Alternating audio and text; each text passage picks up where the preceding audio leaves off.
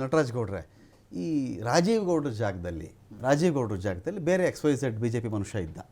ಹಿಂಗೊಂದು ಪೌರ ಆಯುಕ್ತೆಗೆ ಈ ಥರ ವಾಚಾಮಗೋಚರವಾಗಿ ಮಾತಾಡಿ ಪೌರ ನೌಕರರನ್ನು ನಿಂದಿಸಿ ಬೆಂಕಿ ಹಚ್ಚಿಬಿಡ್ತೀನಿ, ನಾನು ಕಾಂಜಿ ಪಿಂಜಿ ಅಲ್ಲ, ನಾನು ಎಂಥವನು ಗೊತ್ತಾ, ನಂದು ಒಳ್ಳೆ ಮುಖ ನೋಡಿದ್ದು, ಇದೆಲ್ಲ ಹೇಳ್ಬಿಟ್ಟಿದ್ದಿದ್ರೆ ಇದೇ ರೀತಿಯಲ್ಲಿ ಅಪ್ಸ್ಕೊಂಡಾಗ್ಬಿಟ್ಟು ಅವ್ರ ವಿಡಿಯೋ ಮಾಡಿಬಿಟ್ಟು ಸೋಷಿಯಲ್ ಎಲ್ಲ ಬಿಟ್ಬಿಟ್ಟಿದ್ರೆ IP ಅಡ್ರೆಸ್ ಇಲ್ಲ, ಇಲ್ಲಿಂದ ವಿಡಿಯೋ ಮಾಡಿದ್ದೀನಿ ಅಂತ ಹುಡುಕಲ್ಲ, ಸೈಬರ್ ಎಕ್ಸ್ಪರ್ಟ್ಸು ನಮ್ಮ ರಾಜ್ಯದಲ್ಲಿ ಯಾರು ಕಾಣಿಸ್ತಾ ಇಲ್ಲ ನಿಮಗೆ, ಹಿಂಗೆ ಬಿಟ್ಬಿಡ್ತಾ ಇದ್ದಾರೆ. ನೀವು ಈಸಿಯಾಗಿ ಕೇಳ್ತಾರೆ ಅವರು, 5 ದಿನ ಬೇಕಾಯ್ತೇನೆ ನಿಮ್ಗೆ ಅರೆಸ್ಟ್ ಮಾಡೋಕ್ಕೆ ಅಂತ ಕೇಳ್ತಾರೆ ಅವರು. ಈಗ ಏನು ವಾಟ್ಸ್ ರಾಂಗ್ ಇನ್ ಇಟ್? ನಾನು ಒಂದೇನು ಗೊತ್ತಾ, ಅದರೊಳಗೆ ನೋ ಕಾಂಪ್ರಮೈಸ್. ಓಕೆ, ಪೊಲೀಸ್ ಇಲಾಖೆ ಕಾಂಪ್ರಮೈಸ್ ಆಗಲ್ಲ. ಎರಡನೇದು, ರಾಜೀವ್ ಗೌಡ ಅಲ್ಲ, BJPನಲ್ಲಿ ಆರನಗರದ ಶಾಸಕಂದು ಅದೇ ಪರಿಸ್ಥಿತಿ ಇತ್ತು, ತವನಾಗಿ ಸಿಕ್ಕಾಕೊಂಡು ಕೋರ್ಟ್ ಮುಖಾಂತರ ಜೈಲಿಗೂ ಹೋಗಿ ಬಂದ. ಇದರಲ್ಲಿ ಬಳ್ಳಾರಿ ವಿಷಯದಲ್ಲಿ ಭರತ್ ರೆಡ್ಡಿ ಇವತ್ತು ಆರೋಪಿ. ತೀವ್ರತೆ ನಮಗೆ ಗೊತ್ತಿಲ್ಲ, ಆತ ಪಾತ್ರ ಎಷ್ಟಿದೆ ಅಂತ ನಮಗೆ ಗೊತ್ತಿಲ್ಲ.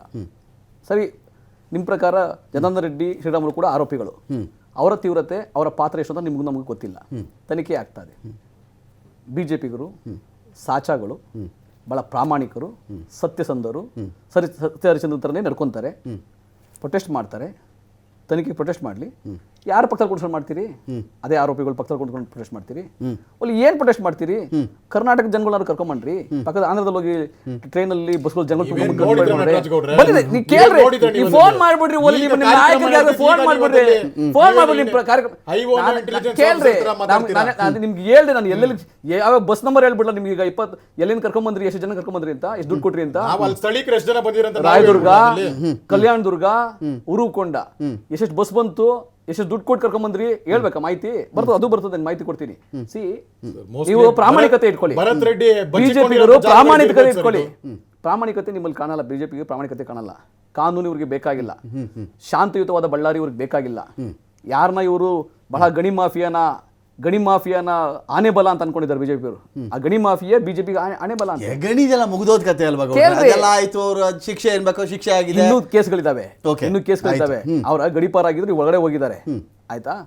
ಅದನ್ನ ನೀವು ಆನೆ ಬಲ ಅನ್ಕೊಂಡು ಯಾವ ವ್ಯಕ್ತಿಯಿಂದ ಮಾನ್ಯ ಯಡಿಯೂರಪ್ಪನವರು ಜೈಲ್ಗೆ ಹೋದ್ರೋ, ಆ ಯಡಿಯೂರಪ್ಪನವರ ಮಗ ಇವತ್ತು ಅವ್ರ ಬೆಂಬಲಕ್ಕೆ ಹೋಗಿ ನಿಂತಿದ್ದಾರಲ್ಲಿ ಬಳ್ಳಾರಿನಲ್ಲಿ. ಇದನ್ನೇ ಒಂದು ವಿಪರ್ಯಾಸ ಅಂತ ಹೇಳೋದು. ನಿಮಗೂ ಕೂಡ ಒಂದು ಆತ್ಮಸಾಕ್ಷಿ, ಆತ್ಮಗೌರವ ಅನ್ನೋದು ಇರಬೇಕು. ನೀನು ತಪ್ಪು ಮಾಡಿದ್ರೆ ನಿಮ್ಗೆ ಶಿಕ್ಷೆ ಆಗುತ್ತಪ್ಪ, ಇಲ್ಲ ನೀನು ಶಾಂತವಾಗಿರು. ಅಲ್ಲಿಂದ 10 ವರ್ಷಗಳಿಂದ ಇಲ್ಲದ ಗಲಾಟೆಗಳು, 10 ವರ್ಷದಿಂದ ಶಾಂತವಾಗಿದ್ದು. ಯಾಕಂದ್ರೆ ನಾಯಕ ಜನಾಂಗ ನಿಮ್ಮಿಂದ ಇಲ್ಲ, ಬಳ್ಳಾರಿ ಜನ ನಿಮ್ಮಿಂದ ಇಲ್ಲ. ಅದನ್ನು ಮರುಪಡ್ಕೋಬೇಕಂತ ಹೇಳಿದ್ರೆ ಗಲಾಟೆ ಮಾಡಿದ್ರೆ ಆಗೋದಿಲ್ಲ, ದೊಂಬಿ ಮಾಡಿಸೋದು ಆಗೋದಿಲ್ಲ. ಎಲ್ಲ ಭರತ್ ರೆಡ್ಡಿಯಿಂದ ನಿಂತು ಬಿಟ್ಟಿದ್ದಾರೆ ಈಗ ಫುಲ್ ಆ ಜನಾಂಗ ಎಲ್ಲ. ಇಡೀ ಜನಾಂಗ ಅಲ್ಲಿ ಈಗ ನೋಡ್ರಿ, ಭರತ್ ರೆಡ್ಡಿ 2.5 ವರ್ಷದಲ್ಲಿ ಯಾವ 20 ವರ್ಷಗಳಲ್ಲಿ ಬಳ್ಳಾರಿನಲ್ಲಿ ಜನಾರ್ದನ್ ರೆಡ್ಡಿ ಮಾಡೋಕ್ಕಾಗಿರ್ಲಿಲ್ಲ. ಅಂತ ಒಳ್ಳೆ ಕೆಲಸ ಮಾಡಿದ್ದಾರೆ, ಅಂತ ಒಳ್ಳೆ ಅಭಿವೃದ್ಧಿ ಕೆಲಸ ಮಾಡಿದ್ದಾರೆ. ಇವತ್ತು ಕೂಡ ಇವತ್ತು ಅಲ್ಲಿ ಗಣಿ ಹೋದ ಮೇಲೆ ಜನಗಳು ಉದ್ಯೋಗಕ್ಕಾಗಿ ಹಾಹಾಕಾರ ಇತ್ತು. ಇವತ್ತು ಆ ಜೀನ್ಸ್ ಪಾರ್ಕ್ ನ ಮತ್ತೆ ಮರುಸ್ಥಾಪನೆ ಮಾಡಿ ಅಲ್ಲಿ ಕಡಿಮೆ 30-40 ಸಾವಿರ ಜನ ಕೆಲಸ ಮಾಡುವಂತ ಕೆಲಸ ಅವಕಾಶಗಳಾಗಿದ್ದಾವೆ. ಇದನ್ನ ಜನಾರ್ದನ್ ರೆಡ್ಡಿಗೂ ಅರ್ಥ ಆಗಲ್ಲ, ಶ್ರೀರಾಮುಲುಗೂ ಅರ್ಥ ಆಗಲ್ಲ. ಗಣಿ ದುಡ್ಡು ತಿಂದಂತವ್ರಿಗೆ, ಅಲ್ಲಿ ಜನಗಳಿಗೆ ಮೋಸ ಮಾಡಿದಂತವ್ರಿಗೆ, ಆ ಟಪಾಲ್ ಗಣೇಶ ಕುಟುಂಬದವ್ರಿಗೆ ಅಲ್ಲೇ ಮಾಡಿದವ್ರೆ. ಆ ಪದ್ಮಾವತಿ ಯಾದವ್ರ ಹತ್ಯೆ ಮಾಡಿದವ್ರೆ. ಅದು ಏನಾಗ್ಬಿಡುದು ಗೊತ್ತಾ, ಈಗ ನೀವು ಜೀನ್ಸ್ ಪಾರ್ಕ್ ಅಂತ ಇದ್ರೆ ಇದೇನೋ ಹೇಳ್ತಾ ಇದ್ರಲ್ಲ, ಈಗ ಭರತ್ ರೆಡ್ಡಿ ಅಂದ ತಕ್ಷಣ ಕರ್ನಾಟಕದ ಯಾವುದೇ ಕಾರಲ್ಲಿ ನಿಂತ್ಕೊಂಡು ಭರತ್ ರೆಡ್ಡಿ ಅಂದ್ರೆ ಇವತ್ತಿಗೆ ಏನು ಅಂದ್ರೆ ಅದೇ ರೀ, ಅಲ್ಲ ರೀ, ಒಳ್ಳೆ ಕತೆ, ಅದೇ ರೀ ಗುಂಡಾಸು ಸಾಯಿಸ್ಬಿಟ್ರಂತಲ್ಲ ಇವ್ರ ಗನ್ಮನೆ ಅಂತ ಮಾತಾಡ್ತಾರ ಜನ. ಜೀನ್ಸ್ ಪಾರ್ಕ್ ಮಾಡಿದ್ರಂತಲ್ರಿ ಬಳ್ಳಾರಿಲಿ, ಜೀನ್ಸ್ ಎಲ್ಲ ಉದ್ಧಾರ ಮಾಡಿದ್ರಂತಲ್ಲ, ಆ ಭರತ್ ರೆಡ್ಡಿ ಅಂತ ಹೇಳ್ತಾರೆ. ನಿಜ ಹೇಳ್ಬೇಕು ನನಗೆ. ತಪ್ಪು ಮಾಹಿತಿ. ರಾಜೀವ್ ಗೌಡ, ಚಿಕ್ಕಬಳ್ಳಾಪುರ ರಾಜೀವ್ ಗೌಡ ಏನ್ ಹೇಳ್ತಾರೆ ಹೇಳಿ ಜನಕ್ಕೆ? ಬಾಯಿಗೆ ಬಂದಾಗ ಮಾತಾಡೋದಲ್ಲ, ಅವನ್ ತಾನೆ ಅಂತಾರ.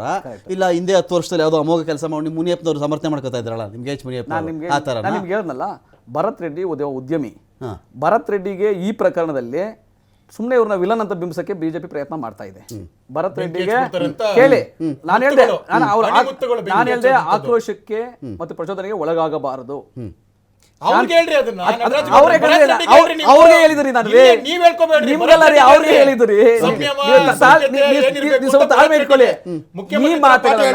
ಈ ಮಾತುಗಳನ್ನ BJPಗರು ಜನಾರ್ದನ್ ರೆಡ್ಡಿಗೆ, ಶ್ರೀರಾಮುಲುಗೆ ಹೇಳಿ ಫಸ್ಟ್. ಓಕೆ, ನೀವೇನ್ ಭರತ್ ರೆಡ್ಡಿಗೆ ಹೇಳ್ತಾ ಇದ್ರು ಆ ಮಾತನ್ನ ನಮ್ಮ ಪಕ್ಷದವ್ರು ಏನ್ ಬೇಕೋ ಹೇಳಿದಾರೆ ಆಲ್ರೆಡಿ. ಆದ್ರೆ ಜನಾರ್ದನ್ ರೆಡ್ಡಿ ಮತ್ತೆ BJP ತಪ್ಪಿಗೆ ಎಲ್ಲಿಂದ ಭರತ್ ರೆಡ್ಡಿ ಅಬ್ಸ್ಕಾಂಡಿಂಗ್ ಅಲ್ಲ, ಒಂದ್ ಲೆಕ್ಕಕ್ಕೆ ಅಬ್ಸ್ಕಾಂಡಿಂಗ್ ಅಲ್ಲ, ಇದು ಸಿಗ್ತಾರೆ ಪೊಲೀಸ್ ಯಾವಾಗ ಹೇಳಿದ್ರು ಸಿಗ್ತಾರೆ. ಅವರು ಕರೆದ್ರೆ ವಿಚಾರಣೆಗೆ ಫೋನ್ ತಲೆ ಮರೆಸ್ಕೊಂಡಿಲ್ಲ, ಸಾರ್ವಜನಿಕ ಕಾಣಿಸ್ಕೊಳ್ತಾರೆ. ಅದಕ್ಕೆ ಕೇಳಿದೆ ನಾನು, ಸಾರ್ವಜನಿಕವಾಗೂ ಕಾಣಿಸ್ಕೊಂತ ಇದ್ದಾರೆ, ಕಾಣೆ ಪೋಸ್ಟ್ ಹಾಕತಾ ಇದ್ರು. BJP ಕಚೇರಿಗೆ ಬರ್ಬೇಕಾ ಕೇಳ್ರಿ, ಇಲ್ಲ ನೀವೇ ಹೋಗ್ರಿ, ಅವ್ರ ಮನೆ ಹೋಗಿ ಸಿಗ್ತಾರೆ, ತಲೆ ಕೆಡಿಸ್ಕೋಬೇಡಿ. ಓಕೆ, ಬಿಜೆಪಿ ಅವ್ರಿಗೆ ಜನಾರ್ದನ್ ರೆಡ್ಡಿ ಗೆಲ್ರಿ ಭರತ್ ರೆಡ್ಡಿ ಮನೆಗೆ ಹೋಗಕ್ಕೆ ಸಿಗ್ತಾರೆ, ಭರತ್ ರೆಡ್ಡಿ ಫೋನಲ್ಲೇ ಸಿಗ್ತಾರೆ. ಆದ್ರೆ ಅವರು ನಾನು ಹೇಳ್ದಲ್ಲ, ಇವ್ರು ಆರೋಪಿ ಇದ್ದಾರೆ. ಯಾರು? ಜನಾರ್ದನ್ ರೆಡ್ಡಿ, ಶ್ರೀರಾಮುಲು. ಅವನ ಪಕ್ಕದಲ್ಲಿ ಕೂತ್ಕೊಂಡು ನೀವು ಪ್ರಾಮಾಣಿಕತೆ ಬಗ್ಗೆ ನೀವು ಮಾಡಕ್ಕಾಗಲ್ಲ, ನೀವು ಪ್ರೊಟೆಸ್ಟ್ ಮಾಡೋಕ್ಕಾಗೋದಿಲ್ಲ. ನೀವು ಸುಮ್ಮನೆ ಹೊರ ರಾಜ್ಯದವ್ರನ್ನ ಕರ್ಕೊಂಡು ಪ್ರೊಟೆಸ್ಟ್ ಮಾಡೋಕ್ಕಾಗೋದಿಲ್ಲ.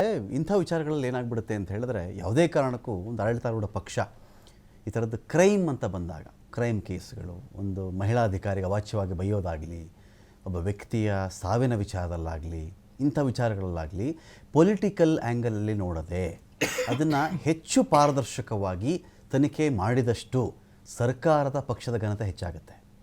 ಅದರ್ವೈಸ್ ನೀವೆಷ್ಟು ಸೇಫ್ ಗಾರ್ಡ್ ಮಾಡಲಿಕ್ಕೆ ಹೋಗ್ತಿರೋ ಅಷ್ಟು ಸರ್ಕಾರದ ಪಕ್ಷದ ಒಂದು ಘನತೆ ಕುಸಿತಾ ಹೋಗುತ್ತೆ. ಇದಕ್ಕೆ ಅವಕಾಶಗಳು ಆಗದೇ ಇರಲಿ ಅಂತ ಹೇಳ್ತಾ ನಟರಾಜ್ ಗೌಡ್ರಿಗೆ, ಯದುಕುಮಾರ್ ಅವ್ರಿಗೆ, ಅನಂತರದಲ್ಲಿ ಲೋಕೇಶ್ವರ್ ಸರ್ಗೆ ಥ್ಯಾಂಕ್ಸ್ ಹೇಳ್ತಾ